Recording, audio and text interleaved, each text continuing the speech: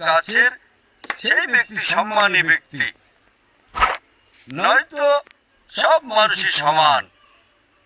যেমন আপনি বললেন যে পণ্ডিতগণ কথা কেন বলেন না সব মানুষ সমান, কেননা যখন আপনি হিন্দু ধর্মগ্রন্থ পড়বেন, বেদ এবং অন্যান্য গ্রন্থ, তাতে লেখা আছে যে খোদা তার মাথার অংশতে সৃষ্টি করেছেন ব্রাহ্মণ সম্প্রদায়কে, তার বুকের পাঁজর থেকে সৃষ্টি করেছেন ক্ষত্রিয়দের।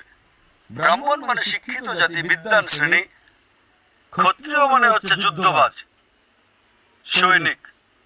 এবং নিজের থাই থেকে মানে উরু থেকে বা পেট থেকে তৈরি করেন বৈশ্য, বাণিজ্য শ্রেণী।